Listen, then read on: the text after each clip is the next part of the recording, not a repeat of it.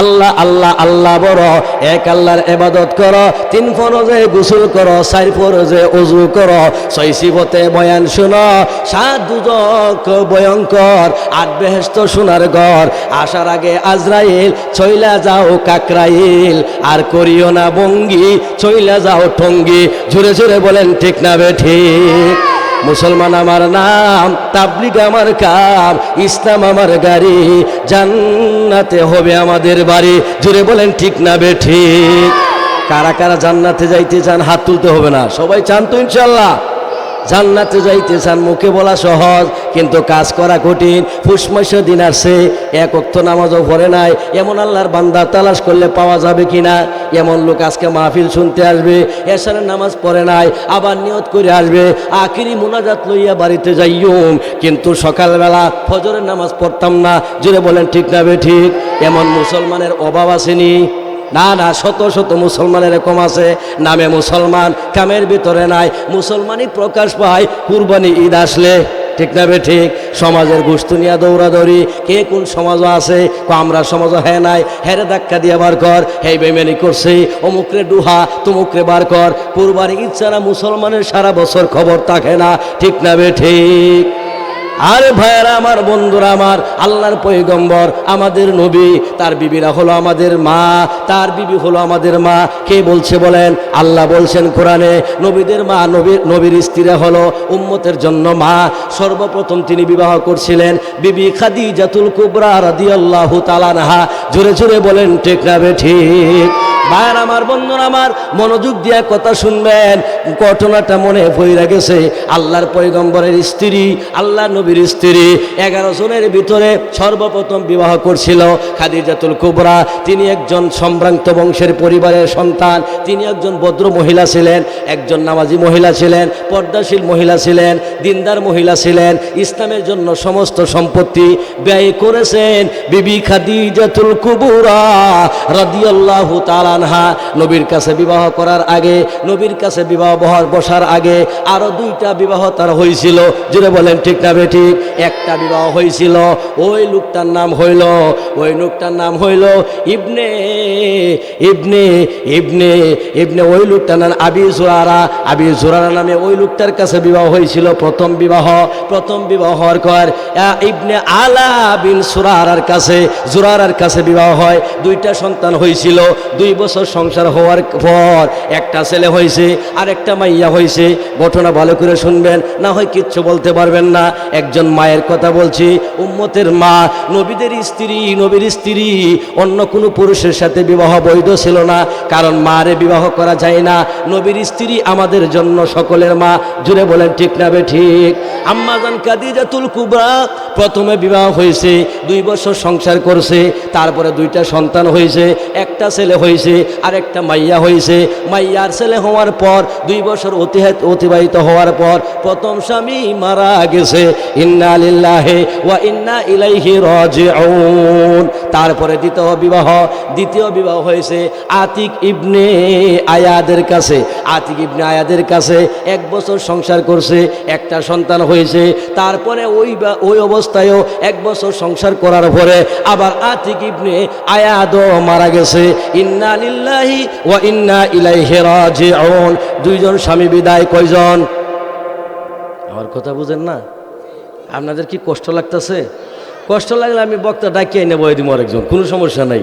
জোরে জোরে তো আর সময় যাবো না, কি বলেন? গতকালকে এক জায়গায় গেছি, 2.25 ঘন্টা বয়ান করছি, তারপরে শ্রোতারা কয় আর একটু চললে ভালোই হইতো। কি কন? একটা ব্যাখ্যা শুরু করছিলাম, মোতালা করে দেখে তারপরে গেছিলাম, আর একটু চললে আরো ভালো হইতো। কি কয়? তাহলে বয়ানও তো মোটামুটি এখনো ঢুকছি না, যে সময় চালু হবে ইনশাল্লাহ মনোযোগ তৃপ্তি সহকারে শুনতে পারবেন, আশা করি। ওমা তৌফিক ইল্লা বিল্লাহ। তাহলে বিবি খাদিজাতুল কুবরা 2টা বিবাহ হয়েছে, 2 জন স্বামী হারাইছে, অল্প বয়সে 3 জনের মা হইয়া 2 জন স্বামী বিদায় হয়ে গেছে। 2 জন স্বামী বিদায় হওয়ার পর বিবি খাদিজাতুল কুবরার আরেকটু কথা বলে একটু সামনে গিয়া, বিবি খাদিজাতুল কুবরা তার বাড়ি ছিল মক্কানগরে। মক্কানগরে বাড়ি ছিল জমজম পাড়ায়। জুড়ে বলেন কোন পাড়ায়? আবার টিম শিবারানা, নয়াফারানা, জমজম পাড়ায় বাড়ি ছিল, একবারে বাইতুল্লাহর কিনারায়। বাইতুল্লাহর এত কাছাকাছি ছিল, যেমন আপনাদের মসজিদের কাছে বাড়ি আছে না নাই? সরকার বাড়ির মসজিদ, চতুর্দিকে বাড়িঘর আছে না নাই? একেবারে মাঝখানে মসজিদ, এমনভাবে বাইতুল্লাহ, আল্লাহর ঘরের কিনারায় বিবি খাদিজাতুল কুবরা, এমন জায়গায় তার বাড়ি ছিল। তার বাবার নাম ছিল খুয়াইলদ। কি নাম? খুয়াইলদ। বাবার নাম কি ছিল? খুয়াইলদ। দাদার নাম ছিল আসাদ। কি নাম ছিল? খুয়াইলদ। দাদার নাম ছিল আসাদ। এরপরে তার মার নাম ছিল ফাতেমা। কি নাম? আর জুড়ে বলেন কি নাম? খাদিজাতুল কুবরা রাদিয়াল্লাহু তাআলা আনহার মার নাম ছিল ফাতেমা, বাবার নাম ছিল খুয়াইলদ। ফাতেমা শুধু নবীর খাদিজাতুল কুবরার মার নামই ছিল না, আরেকটা ফাতেমা ছিল নবীজির কলিজার টুকরা সন্তানের নাম হলো ফাতেমা। সবার ছোট মেয়ে কয়জনের? কি নাম ছিল? ফাতেমা রাদিয়াল্লাহু তাআলা আনহা। হযরত ওমর ইবনুল খাত্তাব রাদিয়াল্লাহু তাআলা আনহু, তার বোনের নাম ছিল ফাতেমা। মক্কার মধ্যে আরো মেয়েদের নাম ছিল ফাতেমা। হযরত উমর রাদিয়াল্লাহু তাআলা আনহু যেই বোনের মায় দুই করার পর ইসলাম গ্রহণ করছে, ওই বোনের নামও ছিল ফাতেমা। জোরে জোরে বলেন ঠিক না ঠিক? তাহলে তার বোনের নাম ফাতেমা, নবীজির কলিজার টুকরা মেয়ের নাম ছিল ফাতেমা। এবার খাদিজাতুল কুবরার মার নামও ছিল ফাতেমা। জোরে বলেন ঠিক না ঠিক? তাহলে বাবার নাম খুয়াইলদ, মার নাম ফাতেমা। বিবি খাদিজাতুল কুবরা রাদিয়াল্লাহু তাআলা আনহু নবীজির কাছে বিবাহ বসছিল, তার বয়স ছিল 40 বছর 2 মাস। জুড়ে বলেন ঠিক না ঠিক? জীবন ভরা শুনছেন 40 বছর? না না, বিশুদ্ধ তাফসীর হলো বিবি খাদিজার বয়স ছিল 40 বছর 2 মাস, আর বিশ্ব নবীজির বয়স ছিল তখন 25 বছর। আপনারাই বলেন কত বছরের ছোট? 15 বছর 2 মাসের ছোট নবীজি, কিন্তু তার বয়স ছিল 40 বছর 2 মাস। কয় বছর? 40 বছর 2 মাস। নবীজির কাছে বিবাহ হওয়ার সময় অনেক লম্বা হিস্টোরি। আল্লাহর পয়গম্বর বিশ্ব নবী সাল্লাল্লাহু আলাইহি ওয়াসাল্লামের কাছে বিবাহ হওয়ার পরে খাদিজাতুল কুবরার গর্ভে 6 জন সন্তান হয়েছিল। কয়জন? নামগুলো মনে রাখেন, খালি তো নেতা নেত্রীর নাম মনে রাখেন। অমুক এমপির নাম তমুক, এই থানার থাকতে অপর থানার খবর রাখে। হুজুর আমনাগর এলাকার এমপির নাম আমি জানি। আমি কই আপনি কেমনে জানেন? আপনাদের এমপির নাম জুয়েল আরেং। বাপরে, তো আপনি বালা রাজনীতিবিদ। আমার বাড়ি হয়েছে পাহাড়ের কোনাত, ওই জায়গার এমপির নামও আপনি জানেন? তার মানে কয় হুজুর, এই ময়মনসিংহ ডিস্ট্রিক্টে 13টা থানা আছে। জুড়ে বলেন কয়টা? 13 থানার ভিতরে এক থানা ফুলবাড়িয়া, আরেক থানা মুক্তাগাছা, আরেক থানা ত্রিশাল, আরেক থানা গফরগাঁও, আরেক থানা ঈশ্বরগঞ্জ, আরেক থানা গরিপুর, আরেক থানা তারাকান্দা, আরেক থানা ফুলপুর, আরেক থানা হালুয়াঘাট, আরেক থানা হয়েছে কোনটায়? একেবারে কোনাত দুভাওরা থানা। কোন থানা? এই একবারে পাহাড়ের কিনারার থেকে আইছি আপনাদের অঞ্চলে। কিন্তু আজকে না, আজকে এখন আসছি তো নয়া ভাড়াতে আইলাম। তারা বুঝেন নাই? আবার ভুল বুঝেন না যে হুজুর আজকে কোথিনি আইলেন। সকালবেলা আইসি টাঙ্গাইলতে, এরপরে মসজিদ থেকে এখনই নইলাম। আগামীকালকে যদি আল্লাহ বাসা আবার যাবো টাঙ্গাইল ইনশাআল্লাহ।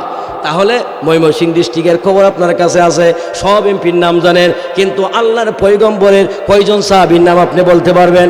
আজকে যদি বুড়া চাচাকে জিজ্ঞাসা করা হয়, আপনি খলিফাতুল মুসলিমিন 4 জন সাহাবী খুলাফায়ে রাশিদিনের নাম বলেন, কয়টা মুরব্বী পাওয়া যাবে? 2-1টা কয়ে খুব তো আমি কইতাম না। কি কোন ঠিক না ঠিক? কিন্তু 4 জন খলিফা ছিল, 30 বছর রাষ্ট্র চালাইছে। একজনের নাম হচ্ছে হযরত আবু বকর, আরেকজনের নাম হচ্ছে হযরত উমর, আরেকজনের নাম হযরত উসমান, আরেকজনের নাম হযরত আলী রাদিয়াল্লাহু তাআলা আনহু। জোরে জোরে বলেন আল্লাহু আকবার। আরেকটু আস্তে বলেন আল্লাহু আকবার। আস্তে কইলে কোন, জোরে জোরে কইলে কোন আস্তে? সবই তো উল্টা পাল্টা চলতেছে। কি কোন? সবই উল্টা পাল্টা চলে। এখন 4 জন খলিফার নাম বললাম, 4 জনে মিল্লা 30 বছর রাষ্ট্র চালাইছে। অর্ধ পৃথিবীর বাদশা ছিলেন হযরত ওমর রাদিয়াল্লাহু তাআলা আনহু। জোরে জোরে বলেন ঠিক না ঠিক? ভাইয়ের আমার, বন্ধুরা আমার, আল্লাহর পয়গম্বরের স্ত্রী খাদিজাতুল কুবরা, তার গর্ভ থেকে 6 জন সন্তান হয়েছে। কয়জন? 4 জন মাইয়া আর 2 জন ছেলে। ছেলে 2টার নাম হয়েছে তাহের আর তৈয়ব। তাহের আর তৈয়ব, তাদের আরো 2টা নাম ছিল। একজনের নাম ছিল আব্দুল্লাহ, আর একজনের নাম ছিল কাসেম। কারণ 2টা ছেলের নাম 4টা নাম ছিল, একটা 2টা করে নাম, তাহলে 2 দোকানে কয় হয়? 4 হয়। এক ছেলের নাম 2টা, আরেক ছেলের নাম 2টা। তাহের আর তৈয়ব, কাসেম বা আব্দুল্লাহ, এই 4টা নাম ছিল। ওরা শৈশবকালে ছোট বয়সে আল্লাহ তাআলা দুনিয়ার থেকে উঠাইয়া নিয়ে চলে গেছেন। জোরে জোরে বলেন আল্লাহু আকবার। দুনিয়ার থেকে বিদায় নিয়ে চলে যাওয়ার পর 4টা বোন বাকি রয়ে গেছে। আল্লাহর পয়গম্বরের 4টা মাইয়া। বড় মাইয়ার নাম হচ্ছে জয়নব। জোরে বলেন কি নাম? ভালো করে শুনবেন, কিছু ওয়াজ বাড়িতে নিয়েন, 2-1টা নাম তো জানার দরকার। যেই নবীরে না বানাইলে তামাম দুনিয়ার কিছুই আল্লাহ বানাইতো না। ওই নবীর 4 জন মাইয়া, একজন মাইয়ার নাম হচ্ছে জয়নব, আরেকজন মাইয়ার নাম হচ্ছে রুকিয়া, আরেকজন মাইয়ার নাম হচ্ছে উম্মে কুলসুম, আরেকজন মেয়ের নাম হচ্ছে হযরতে ফাতেমা রাদিয়াল্লাহু তাআলা আনহা। জুড়ে বলেন ঠিক না বেঠিক? তাহলে কয়জন মাইয়ার নাম বললাম? একজনের নাম জয়নব, আরেকজনের নাম রুকিয়া, আরেকজনের নাম কি উম্মে কুলসুম, আরেকজনের নাম ফাতেমা। এই 4টা মাইয়া ছিল। সর্বপ্রথম যেই মাইয়াটা হয়েছে বড় মাইয়া, ওটার নাম হচ্ছে হযরত জয়নব রাদিয়াল্লাহু তাআলা আনহা। ওই জয়নব রাদিয়াল্লাহু তাআলা আনহাকে বিবি খাদিজাতুল কুবরা বিবাহ দিয়েছেন নবীজির কাছে পরামর্শ করিয়া। তার একটা বাইগনা ছিল, ওই বাইগনার নাম হচ্ছে আবুল আস। তার বোন ছিল ছোট একটা বোন, ওই বোনের নাম ছিল হালা। কি নাম? হালা, হালিফ লাম হালা। হালা খাদিজার ছোট বোন। ওই ছোট বোনের গর্ভে থেকে একটা সন্তান হয়েছিল আবুল আস নামে। ওই আবুল আসের কাছে জয়নব রাদিয়াল্লাহু তাআলা আনহাকে বিবাহ দিয়েছিলেন। আপন বাইগনার কাছে বিবাহ দিছে। কার কাছে? আপন বাইগনা। এরপরে আসেন 2 নম্বরে। এরপরে 2 নম্বরে রুকিয়ারে বিবাহ দিয়েছে আল্লাহর পয়গম্বর বিশ্বনবী সাল্লাল্লাহু আলাইহি ওয়াসাল্লাম খাদিজার সাথে পরামর্শ করিয়া। দ্বিতীয় মাইয়াকে বিবাহ দিয়েছে হযরতে উসমান রাদিয়াল্লাহু তাআলা আনহুর কাছে। জুড়ে বলেন সুবহানাল্লাহ। উসমান রাদিয়াল্লাহু তাআলা আনহু বদরের যুদ্ধের সময় হযরতে রুকিয়া মারা গেছে, ইন্তেকাল করেছেন। তারপরে ছোট বোন ছিল উম্মে কুলসুম রে আল্লাহর পয়গম্বর উসমানের কাছে আবার বিবাহ দিলেন। তাহলে মাইয়া কয়টা বিবাহ দিলেন উসমানের কাছে? কি সাইড দেখুন, কি সাইড আঙ্গুল নাকি? 2টা মাইয়া বিবাহ দিয়েছে একজনের কাছে। এক মাইয়া মরার পরে আরেক মাইয়ারে বিবাহ দিয়েছে। এই জন্য উসমান রাদিয়াল্লাহু তাআলা আনহুকে যুন্নুরাইন বলা হয়, 2 নূরের অধিকারী। বলেন সুবহানাল্লাহ। 4 নম্বর মাইয়া হযরতে ফাতেমাতুজ জাহরা রাদিয়াল্লাহু আনহাকে হযরতে আলীর কাছে বিবাহ দিয়েছে। এর পরবর্তী সময়ে যখন এক যুদ্ধের সময় উম্মে কুলসুম মারা গেছে, আল্লাহর পয়গম্বর কয় আমার যদি আরো কোনো মাইয়া বিবাহের বাকি থাকতো আমি ওই মাইয়াটাকেও উসমানের কাছে বিবাহ দিতাম। জোরে জোরে বলেন সুবহানাল্লাহ। এমন জামাই কয়জনের ভাগ্যে হয়? কারণ এটা বালা জামাই ছিল, এই জন্য নবীজি আফসোস করছে। একটা মাইয়া বিবাহ দিলাম মারা গেছে, আরেকটা বিবাহ দিলাম মারা গেছে। আমি নবীর কাছে যদি বিবাহ দেওয়া হয় নাই, অবিবাহিত কোনো মাইয়া আমার বাকি থাকতো বিবাহের, ওই মাইয়াটাকেও আমি উসমানের কাছে বিবাহ দিতাম। তাহলে আবার বুঝুন উসমান নবীজির কাছে কত প্রিয় সাহাবী ছিল। জোরে জোরে বলেন সুবহানাল্লাহ। ভাইয়ের আমার, বন্ধুরা আমার, আল্লাহর পয়গম্বরের কাছে বিবি খাদিজাতুল কুবরার বিবাহটা কেমনে হলো? বিবি খাদিজাতুল কুবরার যখন 2 জন স্বামী মারা গেল, স্বামী মারা যাওয়ার পর তার চাচা একদিন আইসা কয়, জি রে তোর বাবা নাই মা নাই, তোর বাবা নাই মা নাই, মাইয়া কুলে জন্ম নিছে রে মা। তোমার 2টা স্বামী মারা গেছে, 3টা সন্তান তোমার আছে, আমি নিয়ত করছি তোমারে অন্য জায়গায় বিবাহ দেওয়ার জন্য। বিবি খাদিজা কয়, না না চাচা, আর বিবাহ লাগবে না, অল্প বয়সে আমি 2বার বিধবা হয়েছি, আমার প্রথম স্বামীও মারা গেছে, দ্বিতীয় স্বামীও মারা গেছে, আমি আর বিবাহ বসতে রাজি না, আমি আর বিবাহ করার আমার নিয়ত নাই চাচা, আপনি পাত্র দেখবেন না, বাকিটা আল্লাহর ইচ্ছা, আমি বিবাহ বসতে রাজি না। হযরতে খাদিজাতুল কুবরা বিবাহ শাদী না বইয়া তিনি স্কুল কলেজ অর্থাৎ পড়াশোনার কাজে লেগে গেলেন, উচ্চ শিক্ষিত হইয়া। মক্কার ভিতরে তখনকার সময়ে মাত্র 17 জন মানুষ ছিল শিক্ষিত, আর সব হইল অশিক্ষিত সমাজ। 17 জনের ভিতরে বিবি খাদিজাতুল কুবরা ছিলেন অন্যতম একজন শিক্ষিত মহিলা। জোরে জোরে বলেন সুবহানাল্লাহ। শিক্ষিত হওয়ার পর অনেক ছেলে মেয়েরা চাকরি করতে পারে না, চাকরি করার মন মানসিকতা থাকে না, চাকরি জীবন বন্দি জীবন, পরের অধীনে চাকরি করা লাগলে মন চাই কোনো যাইতে পারি না, পিকনিকে যাইতে পারি না, ঈদের ছুটি মাত্র 2 দিন, এটা আমার হবে না, শ্বশুর বাড়ি বেড়াইতে পারি না, খালার বাড়ি যাইতে পারি না, মরা মরলেও আসতে পারি না, চাকরি জীবন বন্দি জীবন। বিবি খাদিজাতুল কুবরা চাকরিতে জয়েন করেন নাই। তিনি ভাবে তার চাচারে বলে, চাচা আমি আবার শিক্ষিত হইলাম, আমি আবার করতে চাই কি জানেননি? কি করতে চাও তুমি? আমি ব্যবসা করতে চাই। জোরে বলেন সুবহানাল্লাহ। কি কাজ করবে? ব্যবসা করবে। মহিলা মানুষ, ওই সময় তো পর্দার আয়াত নাজিলই হয়েছে না, আবার উল্টা বুঝেন না যে তারা কি পর্দা করছে না, ওই সময় পর্দার আয়াত নাজিলই হয়েছে না, কারণ ওই সময় তো নবুয়ত নবী পাইছেই না। কথা বুঝতেছেন? তো তো নবুয়ত পায় নাই, পর্দার আয়াত নাজিল হয় নাই। বিবি খাদিজাতুল কুবরা ব্যবসার কাজে লেগে গেলেন। ব্যবসা করতে করতে করতে আল্লাহ তার ব্যবসার ভিতরে এমন বরকত দান করছে, রাতারাতি দুনিয়া হয়ে গেছে, কোটি কোটি ডলারের ডলার মালের মালিক বানাইয়া দিছে। জোরে জোরে বলেন সুবহানাল্লাহ। মহিলা মানুষ এত মালের সম্পদ হিসাব রাখতে পারে না। একজন ম্যানেজার টিজ্ঞ, ম্যানেজারের নাম হয়েছে মাইসারা। কি নাম? একটা ম্যানেজার রাখলো, ইটকলাতে ম্যানেজারে একটা দুইটা তিনটা সাইডটা তো হ্যাঁ ঠিক নামে ঠিক। এখন বড় ব্যবসার জন্য খাদিজা কয় এই মক্কার ভিতরে অভাব অনটনের সময় খাদিজা ছিল শিল্পপতি। মালের কোনো অভাব নাই, টাকার অভাব নাই, কিচ্ছুর অভাব নাই, শিল্পপতি মহিলা ছিল খাদিজা। খাদিজা আবার একটা কি রাখলো, একটা ম্যানেজার হিসেবে একজনকে চাকরিতে জয়েন করাইলো, তার নাম মাইসারা।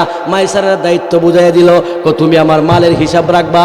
মাইসারা কিছুদিন যাওয়ার পর, কয়েক বছর যাওয়ার পর বলে, ম্যাডাম আমি সমস্ত হিসাব রক্ষক আর রাখতে পারবো না, কারণ মাল আগের চাইতে 2-4-5 গুণ বাড়ছে। এখন আমার পক্ষে সম্ভব না, আমার লুডে কুলাইতেছে না, আমার মাথায় ধরে না, আমি এত মালের হিসাব রাখতে পারবো না। কেন পারবো না? আমার হিসাব নিকাশ আর ভালো লাগে না, আমি এত চাপ কুলাইতে পারবো না। যদি পারেন তাহলে আরেকজন সহকারী ছেলে আমার সাথে দিয়া দেন। বিবি খাদিজাতুল কুবরা বলে, মক্কার জমিনে সবচাইতে ভালো সন্তান কি, সবচাইতে ভালো যুবককে তালাশ করো। এবার মাইসারা তালাশ করতে করতে বিশ্বস্ত সূত্রে জানতে পারলো আল্লাহর পয়গম্বর, ওই সময় তো পয়গম্বর হন নাই, আবদুল্লাহর ছেলে মুহাম্মদের তত্ত্ব ভাইয়া গেল। তত্ত্বটা এমনভাবে ভাইল, আবু তালেবের বাইশটা, একটার নাম হলো আবদুল্লাহর ছেলে মুহাম্মদ, আবু তালেবের বাতিজা, তুমি ওর সাথে যোগাযোগ করো। এই ছেলেটা ভালো, মক্কার ভিতরে নেই পরায়ণ ছেলে, এত সুন্দর ছেলে, এত ভদ্র ছেলে মক্কার জমিনে অতীতে দেখি নাই, বর্তমানেও নাই, ভবিষ্যতে মনে হয় এমন সন্তান আর কোনো মায়ের গর্ভে থেকে পৃথিবীতে আসবে না। জোরে জোরে বলেন সুবহানাল্লাহ। এবার মাইসারা করলো কি জানেন, একটা দৌড় দিয়ে আবু তালিবের বাড়িতে গেল। আবু তালিবের বাড়িতে গিয়া বলে, আবু তালেব সাহেব আপনার কাছে আমি আসছি একটা সংবাদ নিয়া। কি সংবাদ নিয়ে আসো? আপনার একজন বাতিজা আছে, বাইশটা আছে নাকি? হ্যাঁ আছে। নাম নাকি মুহাম্মদ? হ্যাঁ মুহাম্মদ। এই ছেলেটা আমার দরকার, আমার ম্যাডামের লোকের প্রয়োজন, আমার ম্যামের লোকের প্রয়োজন, হিসাব নিকাশ করার জন্য যোগ্য ভালো কোনো সৎ বিশ্বাসী কোনো ছেলে পাইতেছি না। আপনার বাইশটাকে যদি দেন তাহলে তারে আমি চাকরিতে জয়েন করতে পারি, আমার সাথে দিয়ে দেন। এবার আবু তালেব কয়, তুমি কার কাছে নিয়ে আসছো, কার কাজ করো? বিবি খাদিজার কাজ করি। তাহলে খাদিজার সাথে আমার কথা কও। আবু তালেব খাদিজার কাছে গেল, যাওয়ার পরে বলো আপনি নাকি লোক খুঁজতেছেন, লোকের প্রয়োজন। এবার বিবি খাদিজা কয়, হ্যাঁ আমার বিশ্বস্ত একজন সঠিক এবং নেই পরায়ণ একটা ছেলের দরকার। আমার এই ছেলেটা সব হিসাব রাখতে পারে না, আর একটা ছেলের দরকার সহকারী। আমার বাচ্চার কথা শুনছেননি? লোক সমাজে শুনছি, কিন্তু দেখি নাই আপনার বাইস্তা নাকি অনেক ভালো মানুষ, নেই পরায়ণ মানুষ, সত্যবাদী মানুষ, টাকা পয়সা লড়সড় করে না, এদিক সেদিক করে না, খুব ভালো ছেলে। ওই ছেলের যদি আপনি অনুমতি দেন তাহলে আমি চাকরিতে জয়েন করতে পারি। আবু তালেব কয়, কিন্তু একটা শর্ত আছে। কি শর্ত? ব্যবসার কাজে যখন তারা লাগাইবেন আপনি শুধু ফুলবাড়িয়াতে রাখবেন না, ময়মনসিংহে পাঠাইবেন, ঢাকা পাঠাইবেন, অনেক দূরে দূরে পাঠাইবেন, তাই না? হ্যাঁ এটা তো লাগবেই, ব্যবসা করলে ফুলবাড়িয়াতে বইরেই ব্যবসা চলে না, অন্য কোনো ডিস্ট্রিক্টে যাওয়া লাগে, অন্য জেলায় যাওয়া লাগে, অন্য বিভাগে যাওয়া লাগে। তাহলে আমার একটা শর্ত হইল, আমার বাবা আব্দুল মুত্তালিব যখন ইন্তেকাল করে, আব্দুল মুত্তালিব আমার কানে কানে কইয়া গেছিল, আমার এই নাতিরে কোনো দেশে একা একা যাইতে দিস না, তোর হাতছাড়া করিস না, তোর কাছে রাখবে, অন্য দেশে যাইতে দিবে না, কারণ ইহুদি খ্রিস্টানরা যদি কুইজা ফায়লা আমার এই নাতিরে তারা হত্যা করে ফেলবে, সাবধান, তুই সতর্ক অবস্থানে তাহিস। এখন তারে যদি চাকরি দেন আমারে সহ দিতে হবে, কারণ আমার হাত ছাড়া আমার চোখের আড়াল হতে তাকে এক মুহূর্তেও দিব না। এবার বিবি খাদিজা কয়, এমন ছেলে যদি হয় তাহলে আমি একজনের কারণে দুইজনের চাকরি দিতে আমি রাজি আছি। জোরে জোরে বলেন সুবহানাল্লাহ। কয়জনে চাকরি পাইছে? হন আর একটু আসতে কইন, মানুষে হুন্যা লাগবো, আরো আসতে কন। আপনারা এইভাবে যদি হনি ঘুমাইন, এখনো তো রাত 10টাই বাজে না। কি কন? হায়রা বাজারও যাওয়ার টাইম আমরা করে হইল। কি কন? একদিন রাস্তা দিয়ে এই 10টার উপরে বাজে, এক চাচারে পাইলাম, চাচা কই যান? এক কাপ চা না খাইলে বাজান ঘুম ধরতো না, ঘুমেরতে উঠতে এসে চা খাওয়ার জন্য। কি কন? ঠিক না? ঠিক। একটা চা খাইবো নিজের টেহা দেয়া, আর 5টা খাইবো মানুষের। খাইব আর খালি গুনাগুন করব। আপনার মতো ভালো লোকারি এলাকাতে কেউ নাই। আপনার অনেক প্রশংসা শুনছি, আপনার দিলটা বড় ভালা, আপনি অনেক উদার মনের মানুষ। এই একটা পাম্পট্টি দিয়া তখন তো হেই বেড়া এমনি কই আর দুইটা চা দি, ঠিক না বে ঠিক? এমন চা খাওয়া অন্য এলাকাতে আছে না নাই? আগুন লাগিয়ে বলছে এটা হুই নাই, কইলোটা কি? কারণ হ্যাঁ যে এই রোগের রুগী, কি কন? এমন মাগনা চা খাওয়ার অভাবে এলাকাতে নাই, কি কন? তাহলে আবার আবু তালেব শর্ত দিল, আমার 22 তারে চাকরি দিলে আমারে সাথে রাখতে হবে, কারণ আপনি তো এনতেনে হারাইবার অন্য অন্য দেশও, আমার 22 টা নিরাপদ কি? হ্যাঁ নিরাপদ কে দিবে, নিরাপত্তা কে দিবে? আমাকে সাথে রাখতে হবে। ঠিক আছে, আমার কোনো সমস্যা নাই, টাকা পয়সার অভাব নাই, আপনারা শুদ্ধা রাখতে আমি রাজি আছি, আপনি আপনার 22 তারে দেখে রাখবেন। আচ্ছা ঠিক আছে। এখন আব্দুল্লাহর ছেলে মুহাম্মদ সাল্লাল্লাহু আলাইহি ওয়াসাল্লামকে আনছে, এখনো নবুয়ত পায় নাই, মাত্র 23 বছর বয়স। কয় বছর? আরো জুড়ে, নির্বাচনের মতো। আর কয়দিন পরে তো কুইজ পাওয়া যাইব।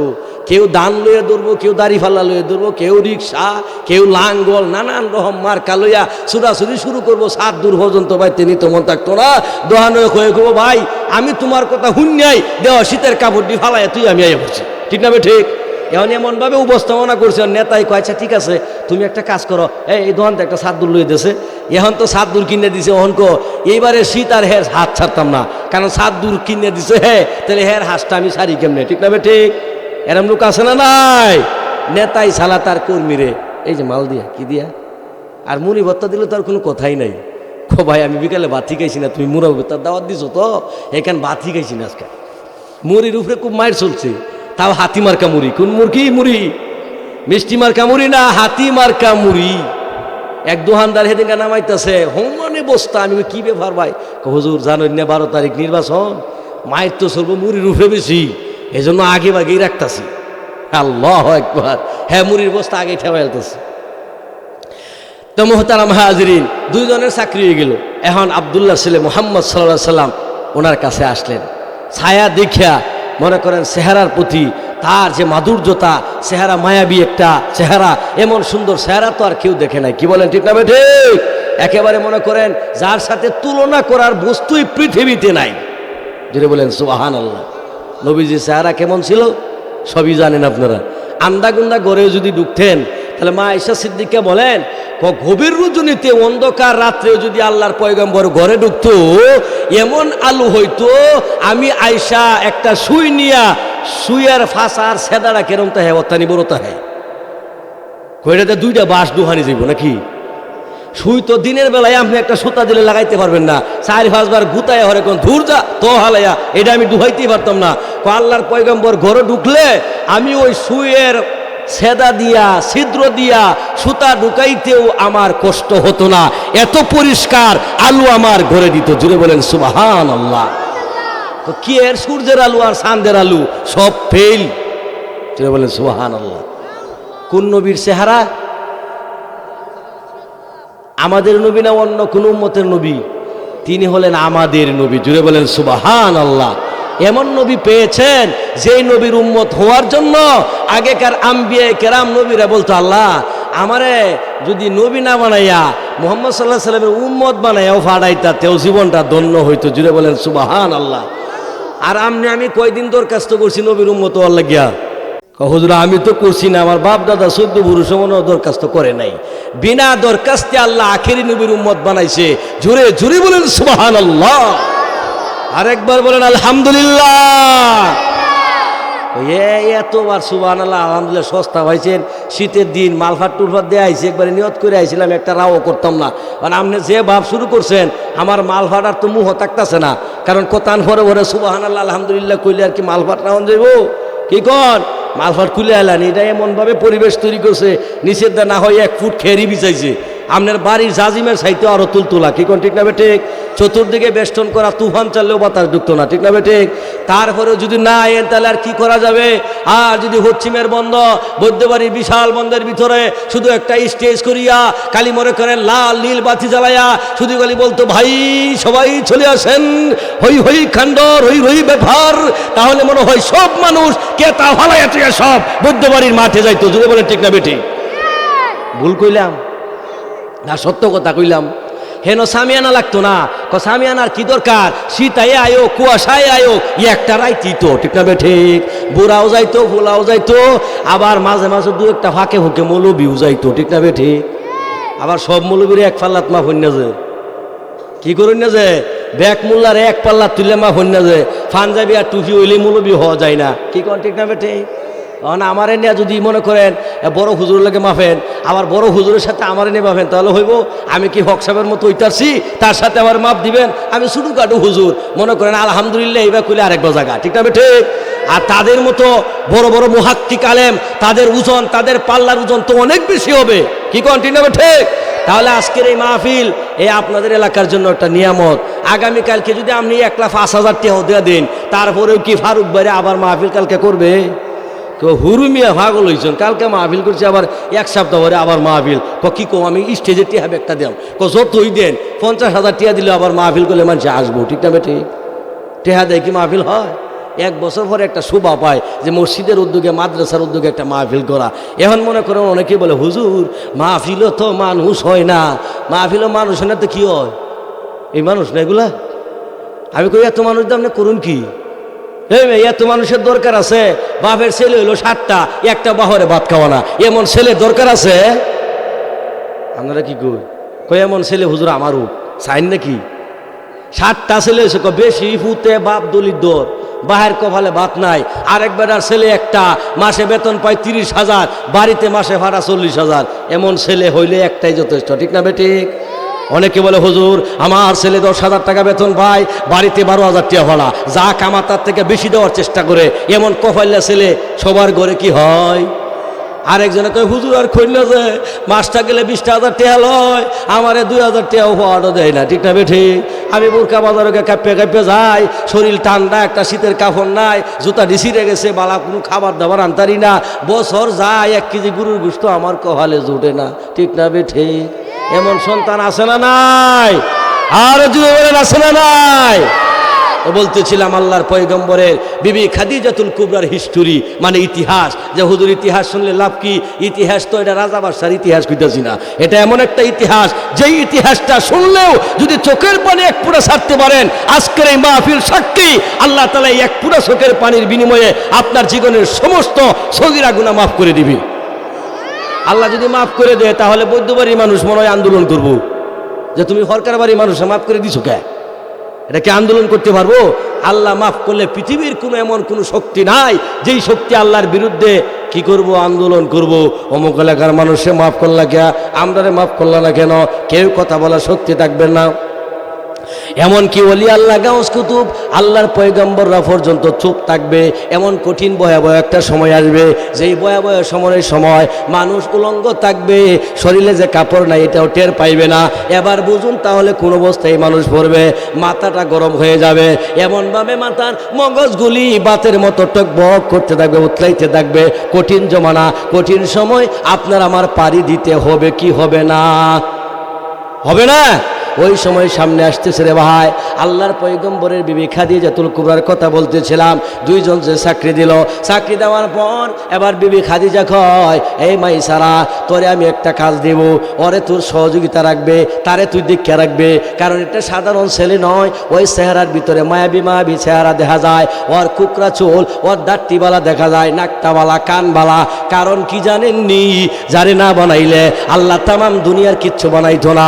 এমন নবী পাইছি আমরা, যেই নবীর উম্মত হওয়ার কারণে আমার আল্লাহ পাক বলে, বান্দা এই নবীর উম্মত হওয়ার কারণে তুই কেমন বোনাস পাইলে। রজব মাসের আজকে চলে 5 তারিখ, এই রজব মাসে বিশ্ব নবী মেরাজ করেছেন। মেরাজ করতে গিয়া আল্লাহর কাছে দেখা করছে। ইতিহাস আপনাদের জানা, ইতিহাস বলা উদ্দেশ্য নয়, শুধু একটু টাচ দেয়। মেরাজ আল্লাহর পয়গম্বর করছে।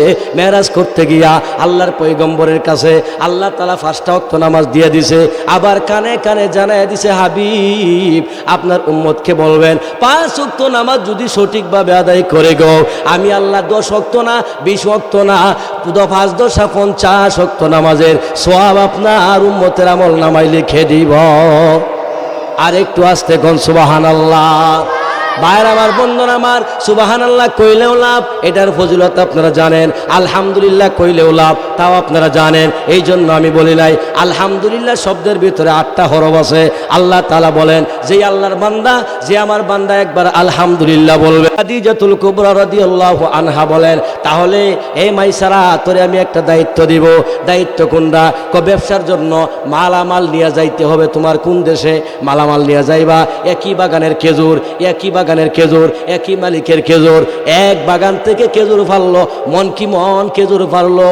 খেজুর ফারিয়া এক একটা উট নিবা, আরো লোক রাখলো। লোক রাখিয়া 2জন হইল ম্যানেজার, একজন হইল আমাদের নবী, আর একজন হলো মাইসারা।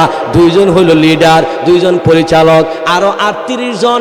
38টা উঠলো আইয়া। খাদিজাতুল কুবরা বলে, এই 40টা উডের উপরে এক একটা উডের মধ্যে 6টা করে বস্তা ভরবা। এক একটা বস্তার ভিতরে 2 মণ করে আপনার থাকবে, খেজুর থাকবে। 3 দুকনে 6 মণ, 6 মণ করিয়া উটের ভিতরে বোঝা লইয়া তোমরা একটা লাইন ধরবা। জামাতের লোক যেরকম ভাবে লাইন ধরে, এমন লাইন তোমরা ধরবা। একেবারে সবার আগের থেকে গইনা গইনা 38টা উট আগে ছাড়বা। 39 নাম্বার উট থাকবে মুহাম্মদ, আর সবার পিছনে তুমি থাকবারা। 40 নাম্বার উটটা লইয়া তুমি পিছনে থাকবা। তোমার আগে থাকবে মুহাম্মদ, তার আগে থাকবে 38টা উট। এক একটা উটের উপরে 3টা করে বস্তা, এক একটা বস্তার মাঝে 2 মণ করে খেজুর। এখন বলেন 2 মণ খেজুর থাকলে 3টা বস্তার মাঝে 6 মণ খেজুর। 40টা উট বইরা মালামাল লুট করছে। মালামাল লুট করিয়া এবার বিবি খাদিজাতুল কুবরা মাইসারাকে বলে, মাইসারা তোর কাছে আমার একটা কথা আছে। মাইসারা বলেন, ম্যাম কি বলেন? ম্যাডাম কি বলতে চান? আমি বলবো, তোর হাতে আমি একটি ডায়েরি দিতেছি আর একটা কলম দিতেছি। বাজান, কথাটা ভালো করে শুনবেন। আল্লাহর পয়গম্বরের মুজিজা দেখবেন। আল্লাহর পয়গম্বর বয়স তখন 23 বছর মাত্র, বিবাহ করে নাই, আবার নবুয়ত লাভ করে নাই, মাত্র 23 বছর বয়স। যেই মাত্র নবীজির উটটার ভিতরে 3টা বস্তা ভরলো। বস্তার ভিতরে 2 মণ করে 6 মণ খেজুর আছে। এবার মাইসারারে খাদিজা কয়, তুই কলমটা হাতে নেয় আর ডায়েরিটা হাতে নেয়, কলম আর খাতা নিবি। মাইসারা কয়, কি করব ম্যাডাম? আমি অনেকের কাছে শুনছি এই ছেলেটার নাকি অলৌকিক ঘটনা কিছু ঘটে, কিছু মুজেজার কথা শুনেছি। তুই দেখবে কোন জায়গায় গিয়া কোন ঘটনা ঘটে, খাতার মধ্যে লিখে রাখবে।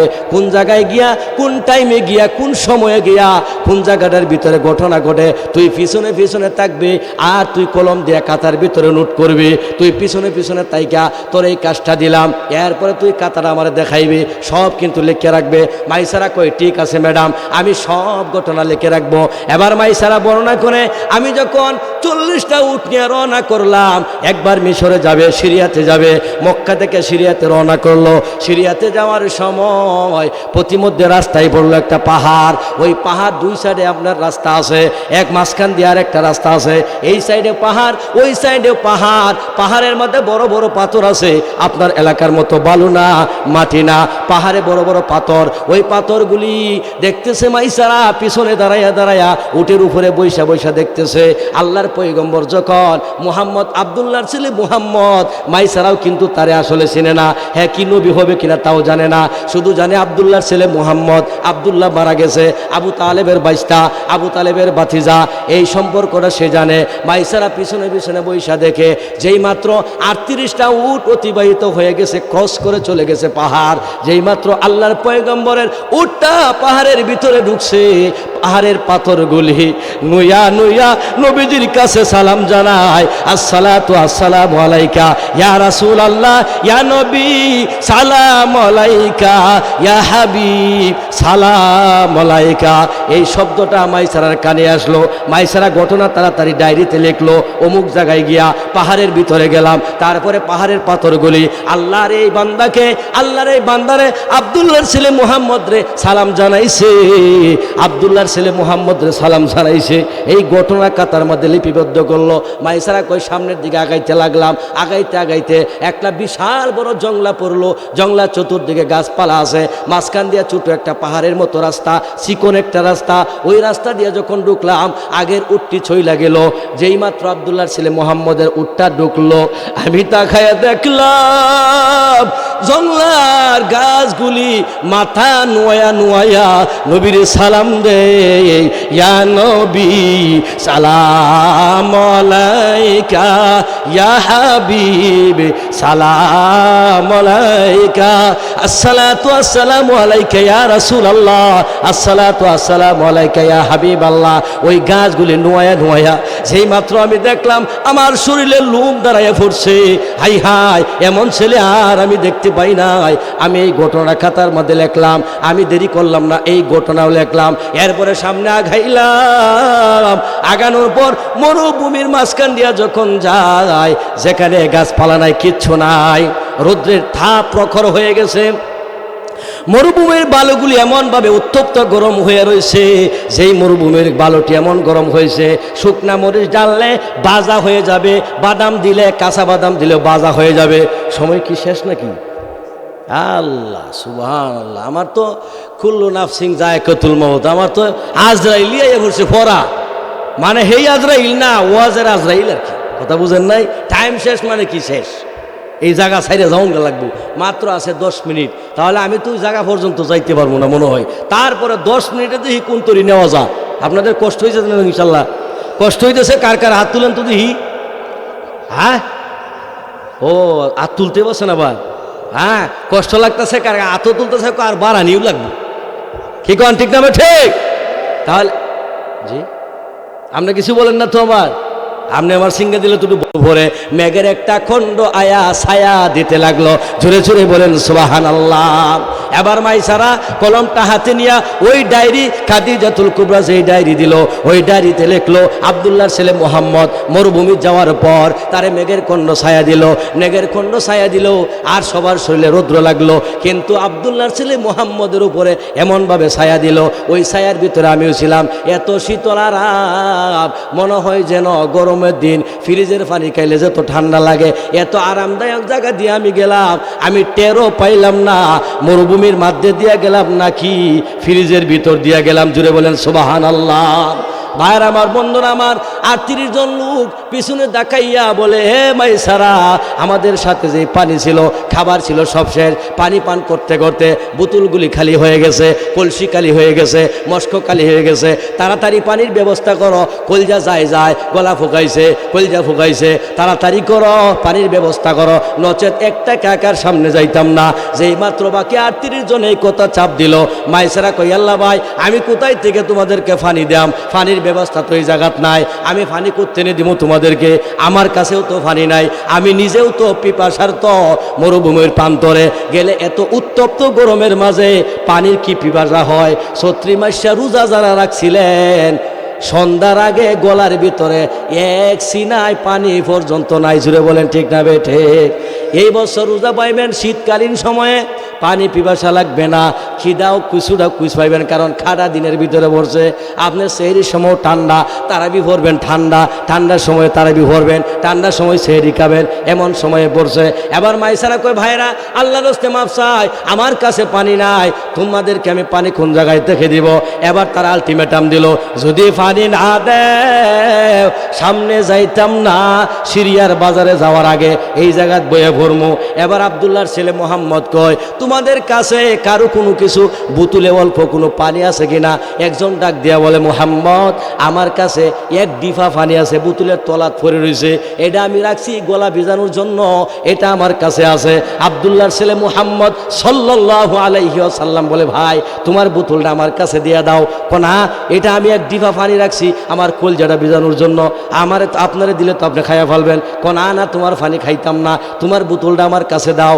অনেক রিকোয়েস্ট করার পর ওই বোতলটা আব্দুল্লাহর ছেলে মুহাম্মদ সাল্লাল্লাহু আলাইহি সাল্লামের কাছে দিলেন।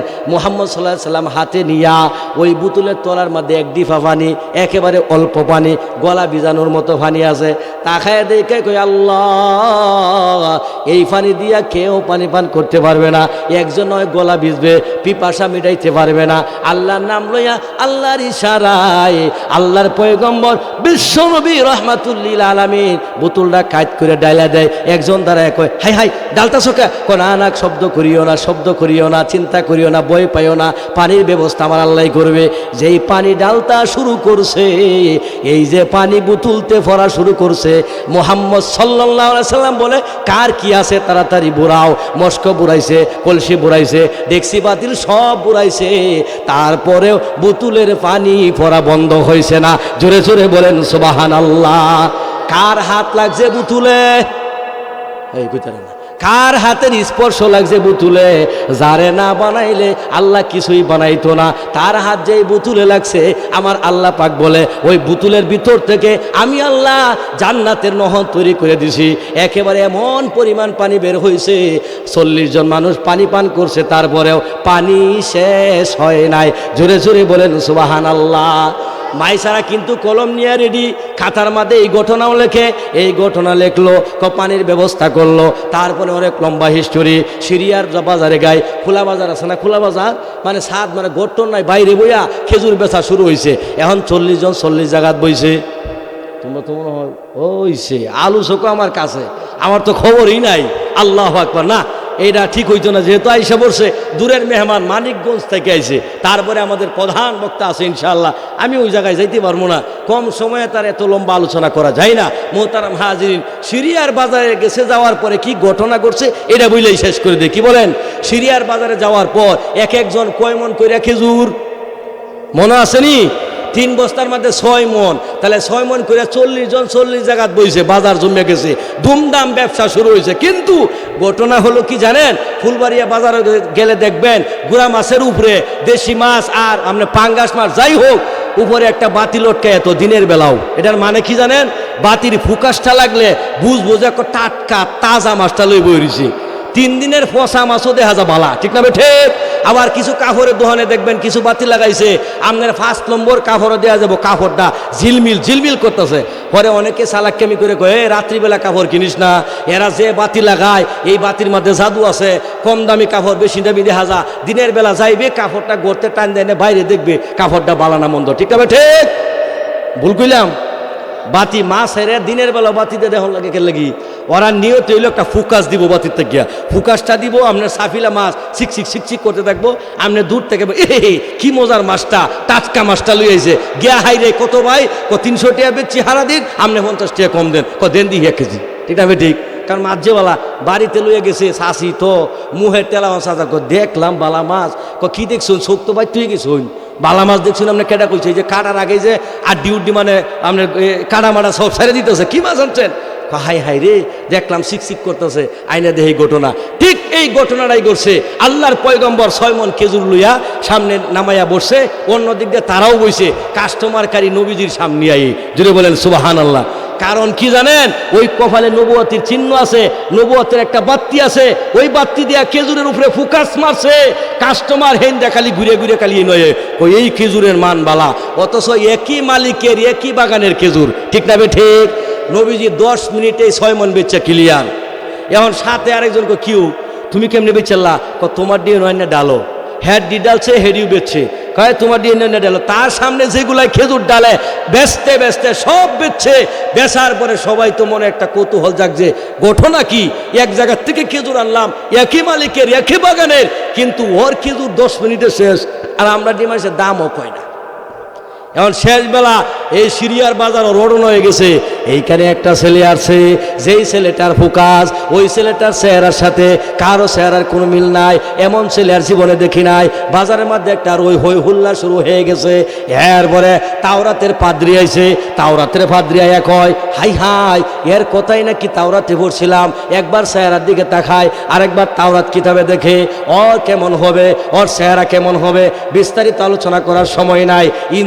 ইঞ্জিলের পাদ্রি হ্যাঁ আইছে, নাম জিগাইছে, হ্যাঁ মুহাম্মদ, বাবার নাম কি, আব্দুল্লাহ, দাদার নাম আব্দুল মুত্তালিব, মায়ের নাম আমেনা, সব মিলে গেছে।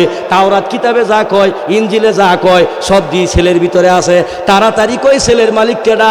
আবু তালেব কই চাচা আমি, আপনি তাড়াতাড়ি ওরে নিয়ে সিরিয়ার বাজার সাইরা তাড়াতাড়ি মক্কায় চলে যান, না হয় ইহুদি খ্রিস্টানরা যদি টের পায় ওরে হত্যা করে ফেলাইব, আপনি তাড়াতাড়ি করিয়া ওই মুহাম্মদকে নিয়া সিরিয়ার বাজার সাইরা তাড়াতাড়ি মক্কায় যান। এরপরে ব্যবসা বাণিজ্য কইরা অন্যান্য দিন যে লাভ হইতো তার চাইতে দ্বিগুণ লাভে লাভবান হইয়া খাদিজাতুল কুবরার সমস্ত কামলা, সমস্ত শ্রমিক, কোটি কোটি টাকার ব্যবসা লাভ হয়েছে, সব এনে রাখছে তার কাছে। খাদিজা আনন্দে আত্মহারা।